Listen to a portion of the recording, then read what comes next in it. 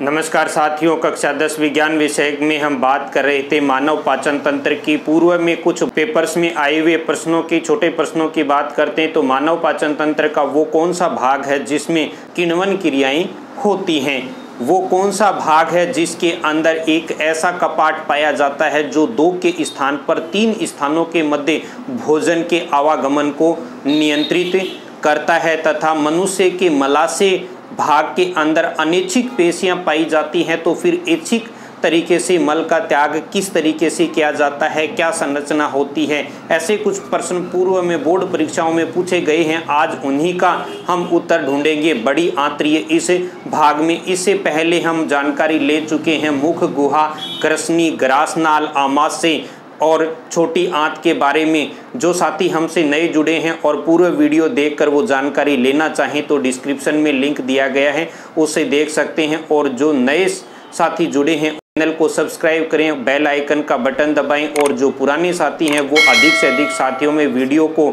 Share करें जिससे ये नॉलेजफुल जानकारी सभी तक पहुँचे। और यदि आपका कोई सुझाव हो तो हमें अवश्य दें। देखिए, बड़ी आंत पे आते हैं। छोटी आंत और बड़ी आंत के बारे में हम पूर्व में पढ़ चुके हैं कि छोटी आंत जो होती है वो लंबाई में लगभग 3 मीटर होती है और बड़ी आंत लंबाई में लगभग 1.5 मीटर होती है। फिर भी इसे बड़ी आंत कहते हैं, उसे छोटी आंत कहते हैं। उसका कारण हमने पहले पढ़ा था कि ये व्यास के आधार पर दिया जाने वाला नाम है। देखिए, छोटी आंत है, ये डायमीटर में पतली होती है, इस कारण इसे छोटी आंत कहते हैं। और बड़ी आंत डायमीटर में, व्यास में बड़ी होती है, इस कारण से इसे बड़ी आंत कहते हैं। यहाँ छोटे बड़े का नाम जो है वो लंबाई से नहीं होकर व्यास से दिया जाता है। अब देखिए, बड़ी आंत वर्गीकरण में हम पहले पढ़ चुके हैं कि बड़ी आंत को 3 भागों में बांटा जाता है। पहला भाग है जिसे कहा जाता है सीकम, या कहते हैं इसे अंधनाल। अब ये कहाँ होती है, देखिए हम एक एक की बात करें तो सीकम जो है वो छोटी आंत के अंतिम भाग इलियम यानी शुद्रांत्र के साथ जुड़ने वाला बड़ी आंत का प्रथम भाग है, जो 7 से 8 सेंटीमीटर लंबी एक बंद नलिका या नाल होती है। ये रेड कलर की जो मैंने दिखाई है ये होती है अंधनाल, अंधांत्र या कहते हैं इसे सीकम। तीनों नाम होते हैं, अंधनाल, अंधांत्र या कहते हैं इसे सीकम। इंग्लिश में सीकम कहते हैं, लेकिन बोर्ड एग्जाम में एक बार इसे इस प्रकार से सीकम लिखकर पूछा था, इसलिए इसका हमें नाम इंग्लिश में भी याद रखना है। और ये एक ऐसा अंग है जो कि चौपाई जानवरों में क्रियाशील होता है और मनुष्य में ये अवशेषी अंग होता है। बात करते हैं, देखिए इसकी अंधांत्र या सीकम जो है ये 7 से 8 सेमी लंबी एक बंद नलिका या नाल है और इसी कारण से इसे कहा जाता है अंधनाल, या कहते हैं इसे अंधांत्र। इस अंधांत्र की बात करें तो इसका एक तरफ स्थित होता है छोटी आंत का भाग क्षुद्रांत्र, यानी कि ये क्षुद्रांत्र से जुड़ने वाला बड़ी आंत का प्रथम भाग है, और दूसरी तरफ इसके साथ जुड़ता है बड़ी आंत का अगला भाग बृहदांत्र, और इन दोनों के मध्य स्थित होता है ये भाग सीकम। तो देखिए यहाँ पर ये भाग इलियम है, ये भाग कोलन है, और इनके मध्य ये जो लाल रंग की उभरी हुई नाल समान संरचना बनी है ये कहलाती है अंधांत्र। इस अंधांत्र की बात करें तो ये मानव के अंदर एक अवशेषी अंग होता है। मानव में ये अवशेषी अंग है, और अवशेषी अंगों के बारे में हम जानते हैं कि अवशेषी अंग वो अंग जो किसी पूर्व समय में या आज से बहुत पहले सक्रिय रहे हों, लेकिन आज वो किसी कार्य को संपन्न नहीं करते हों, केवल अवशेष मात्र हो, उसे कहा जाता है अवशेषी अंग। तो मानव में ये अवशेषी अंग है, और इस अवशेषी अंग का ये जो उभरा हुआ पतला अंगुली समान उभार है, इस उभार को कहा जाता है वर्मीफोरम अपेंडिक्स। इस भाग को कहा जाता है वर्मीफोरम अपेंडिक्स, या कहते हैं इसे कर्मी रूपी परिशेषिका। कर्मी रूपी परिशेषिका जो है ये मनुष्य में अवशेषी अंग है। लेकिन यदि बात की जाए चौपाई जानवरों की, घास खाने वाले शाकाहारी जो जानवर हैं, जानवरों के भोजन में सबसे बड़ा भाग होता है चारा, और चारे के अंदर जो कार्बोहाइड्रेट पाया जाता है वो कार्बोहाइड्रेट होता है सेलुलोज, और सेलुलोज एक वृहद अणुओं का कार्बोहाइड्रेट होता है। साथ में कार्बोहाइड्रेट की एक बात और याद रखें, प्रकृति में सर्वाधिक मात्रा में पाया जाने वाला कार्बोहाइड्रेट भी सेलुलोज होता है। सेलुलोज का पाचन बड़ी ही कठिनाई से होता है, इस कारण चौपाई जानवरों में ये एक लंबा और विकसित भाग होता है, और इस भाग के अंदर कुछ सहजीवी जीवाणु पाए जाते हैं, और ये सहजीवी जो जीवाणु हैं, ये सहजीवी जीवाणु सेलुलोज के वृहद अणुओं का पाचन करने में चौपाई जानवरों की सहायता करते हैं। अब देखिए मनुष्य में ये अवशेषी क्यों हो गया, मनुष्य में भोजन में सेलुलोज होता नहीं है, मनुष्य चारा नहीं खाता है, इस कारण से इसकी आवश्यकता नहीं है। आवश्यकता जिसकी नहीं होती है, धीरे धीरे वो अंग क्या हो जाता है, अवशेषी, इस कारण से ये मानव में अवशेषी अंग है। तो हमने वीडियो के शुरू में जो बात की थी कि मनुष्य का कौन सा भाग है जिस भाग में सहजीवी जीवाणु पाए जाते हैं आहार नाल में, तो वो हो गया बड़ी आंत, और बड़ी आंत का भी कौन सा भाग, ये भाग जिसे कहते हैं सीकम, इसके अंदर सहजीवी जीवाणु पाए जाते हैं, और ये सहजीवी जीवाणु भोजन के साथ करते हैं किण्वन की क्रिया, फर्मेंटेशन, और फर्मेंटेशन नॉर्मली शराब निर्माण के समय होने वाली क्रिया है। अब यहीं से हमारा दूसरा जो प्रश्न था, जो हमने इस कालांश के शुरू में जिससे शुरुआत की थी, वो कि 3 अंगों के मध्य भोजन के प्रवाह को कंट्रोल करने वाला त्रिकांत कपाट कहाँ पाया जाता है, तो वो त्रिकांत कपाट यहीं पर पाया जाता है। इस त्रिकांत कपाट की बात करते हैं। देखिए त्रिकांत कपाट नाम ही क्या है, त्रिकांत, यानी 3 के मध्य जो कपाट होता है, तो ये कपाट जो होगा ये शुद्रांत्र, छोटी आंत का अंतिम भाग, इसके बारे में जिसको जानकारी लेनी हो ऊपर आई बटन में लिंक दिया है उसे ले। ये इलियम से इधर सीकम में भोजन के आने को कंट्रोल करता है, और सीकम से भोजन के कोलन में यानी वृहदांत्र में जाने का कंट्रोल करता है। यानी ये वास्तविकता में देखा जाए तो भोजन का इधर से इधर आना, यानी कि ये शुद्रांत्र से सीकम में, और सीकम में जब काम पूरा हो जाए, पाचन हो जाए, तो सीकम से भोजन को आगे कोलन में भेजने का जो कार्य है उसका नियंत्रण ये कपाट करता है। तो ये त्रिकांत कपाट जो है ये पाया जाता है 3 अंगों के बीच में, शुद्धांत्र, सीकम यानी अंधांत्र, और अगला भाग आएगा वृहदांत्र। इन तीनों के मध्य भोजन के प्रवाह को नियंत्रित करने वाला कपाट कहलाता है त्रिकांत कपाट। बड़ी आंत का दूसरा भाग है वृहदांत्र। अब देखिए जिनको ये बड़ी आंत, छोटी आंत और पूरे आहार नाल के वर्गीकरण को सीखना है, तो इससे पूर्व एक कालांश में मैंने एक फ्लो डायग्राम से इस पूरे वर्गीकरण को समझाया है। उसके लिए आप आई बटन में दिए गए इस लिंक से सीख सकते हैं, जान सकते हैं किस प्रकार का होगा। तो वृहदांत्र जो है, इस वृहदांत्र की बात करें, सीकम से आगे का बड़ी आंत का जो भाग है संपूर्ण, इसे कहा जाता है वृहदांत्र। और वृहदांत्र को उसकी स्थानीय संरचना के आधार पर 4 भागों में बांटा जाता है। और वो 4 भाग कौन से हैं, देखिए इसका प्रथम जो भाग है उस भाग को कहा जाता है आरोही वृहदांत्र, यानी कि असेंडिंग कोलन। असेंडिंग कोलन किस भाग को कहेंगे, देखिए सीकम से आगे का ये जो भाग है, ये भाग, इस भाग को कहा जाता है आरोही वृहदांत्र।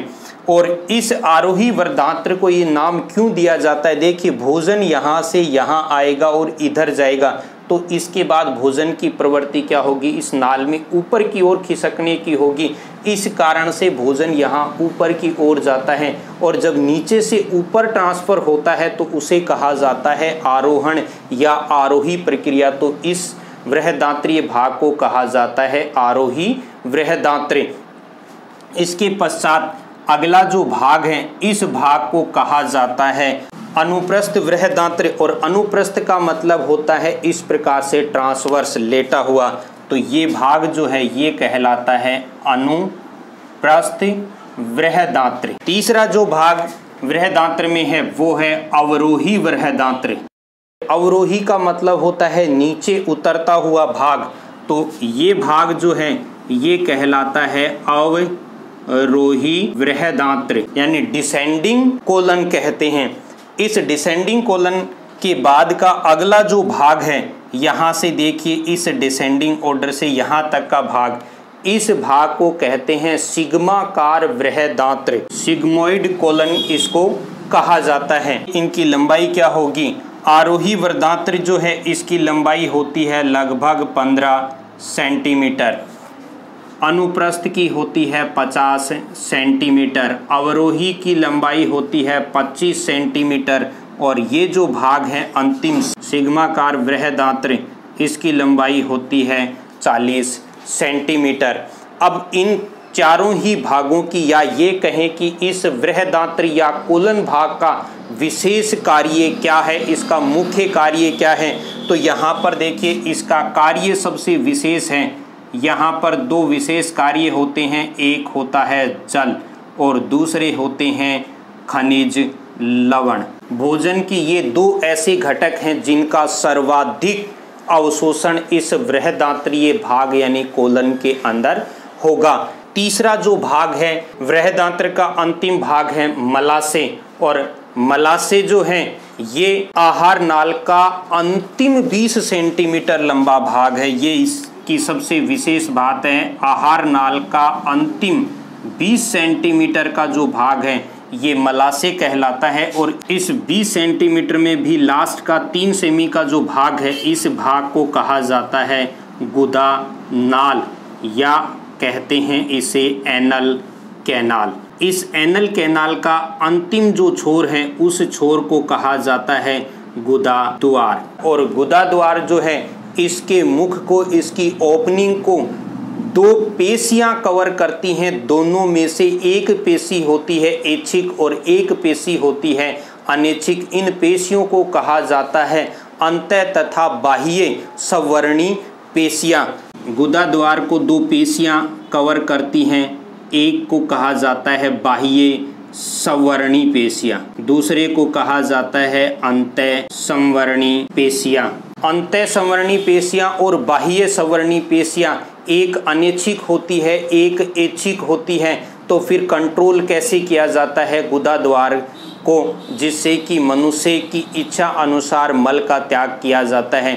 और इन पेशियों की स्थिति की बात करते हैं तो देखिए स्थिति क्या होगी इन पेशियों की। ये गुदा द्वार है, और इस गुदा द्वार की स्थिति को देखा जाए तो इसमें दो स्तर होते हैं। एक स्तर होगा आंतरिक, ये आंतरिक स्तर होगा, और नीले कलर का बाह्य स्तर होगा। यदि हम इस स्तर को थोड़ा सा खोलकर बनाएं तो बात थोड़ी अच्छे से समझ में आएगी। ये आंतरिक भाग है और ये नीले रंग का इस गुदा द्वार का बाह्य भाग है। तो इस बाह्य भाग में जो पेशियां पाई जाती है उस भाग को या उस पेशीय भाग को कहा जाता है बाह्य संवरणी पेशियां, और ये जो आंतरिक भाग है इसे कहा जाता है अंतः संवरणी पेशियां। यानी इस बाहरी भाग में जो पेशियां पाई जाती हैं उन्हें बाह्य संवरणी पेशियां, और आंतरिक भाग में पाई जाने वाली पेशियों को कहते हैं अंतः संवरणी पेशियां। जैसे हम इसको प्रैक्टिकली ऐसे समझ सकते हैं, ये किसी पाइप की ओपनिंग है, तो इस ओपनिंग का ये जो बाहरी भाग है ये बाह्य संवरणी पेशियां हैं, और ये जो भाग है ये अंतः संवरणी पेशियां हैं। ये बाह्य संवरणी पेशियां जो हैं ये पेशियां होती हैं ऐच्छिक पेशियां, क्या कहते हैं इनको रेखित पेशियां। देखिए इन पेशियों से संबंधित मैं एक अलग से सेपरेट वीडियो बनाऊंगा, लेकिन मैं थोड़ी सी जानकारी आपको बता देता हूं। रेखित पेशियां मनुष्य की इच्छा अनुसार कार्य करती हैं, इस कारण से इनको कहा जाता है ऐच्छिक पेशियां। और इनको रेखित पेशियां क्यों कहा जाता है? क्योंकि इनकी संरचना को जब माइक्रोस्कोप में या सूक्ष्मदर्शी में देखा जाता है तो उस पर लाइनिंग पाई जाती है, इस कारण से इनको रेखित पेशियां कहते हैं। तो बाह्य संवरणी पेशियों का जो स्तर है वो संरचनात्मक रूप से रेखित पेशियों का बना होता है। कार्यात्मक रूप से रेखित पेशियां जो हैं वो मनुष्य की इच्छा अनुसार कार्य करती हैं, इस कारण से उन्हें ऐच्छिक पेशियां कहा जाता है। अंतःसंवरणी पेशियां जो हैं ये पेशियां कार्य करने की प्रवृत्ति अनुसार अनैच्छिक होती हैं तथा इन पर रेखित संरचनाएं नहीं पाई जाती हैं, इस कारण से इनको कहा जाता है अरेखित पेशियां। तो संरचनात्मक रूप से अरेखित पेशियां जो हैं वो काम करने के अनुसार अनैच्छिक होती हैं। अरेखित पेशियों पर मनुष्य की इच्छा शक्ति का कोई भी कंट्रोल नहीं होता है। जैसे हमारे हाथ में कार्य करने के लिए, पैरों में, हाथों में, उंगलियों में, ये ऐच्छिक पेशियां हैं, हम अपनी इच्छा अनुसार कार्य करते हैं। लेकिन हमारे पेट के अंदर यानी आमाशय में जो कर्माकुंचन गतियां पाई जाती हैं, ग्रास नाल में कर्माकुंचन गतियां पाई जाती हैं, वहाँ पर कार्य करने के लिए जो पेशियां होती हैं उस पर मनुष्य की इच्छा शक्ति का कोई प्रभाव नहीं होता है, तो वो अनैच्छिक पेशियां या अरेखित पेशियां होती हैं। अब देखिए इससे प्रभाव क्या होगा।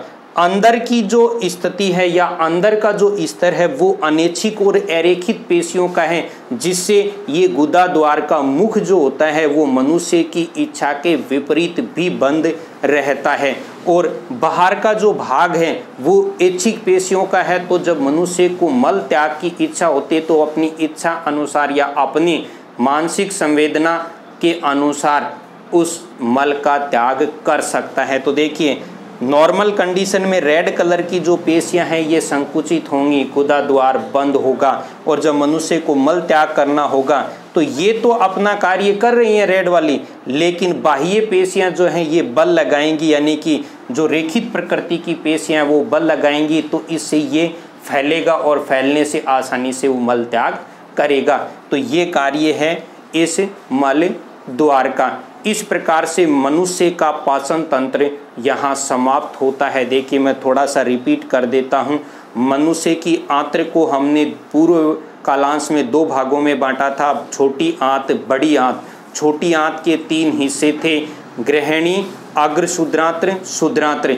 बड़ी आंत के 3 भाग थे। सबसे पहला भाग है अंधनाल या सीकम, दूसरा भाग है बृहदांत्र या कोलन, और तीसरा भाग है मलाशय। इसमें सबसे बड़ा जो भाग है वो भाग है बृहदांत्र का। और बृहदांत्र जो भाग है इस भाग को 4 भागों में बांटा जाता है, आरोही भाग, अनुप्रस्थ भाग, अवरोही भाग और सिग्माकार भाग। ये साइज अनुसार छोटे बड़े होते हैं। आरोही भाग 15 सेंटीमीटर लंबा होता है, अनुप्रस्थ भाग लगभग 50 सेंटीमीटर, अवरोही भाग 25 सेंटीमीटर और सिग्माकार भाग लगभग 40 सेंटीमीटर लंबा होता है। मलाशय जो है वो 20 सेंटीमीटर लंबी संरचना है और इस संरचना के अंतिम 3 सेंटीमीटर लंबे भाग को कहा जाता है गुदा नाल या एनल कैनान, और इसके अंतिम जो ओपनिंग बिंदु है उसे कहा जाता है गुदा द्वार। अब यहाँ देखिए एक छोटी सी बात रह गई है कि इस गुदा द्वार के अंदर, गुदा द्वार में अनुदैर्घ्य पेशियों के 3 बंडल पाए जाते हैं। अनुदैर्घ्य पेशियां किसको कहते हैं? देखिए इस मार्कर की तरह गोल होता है गुदा द्वार। इसमें इस प्रकार से हम यदि धागे बांधे तो वो पेशियां होती हैं। इस मलाशय के अंदर 3 अनुदैर्घ्य पेशियों के बंडल पाए जाते हैं। इन बंडलों को कहा जाता है टीनिया कोली।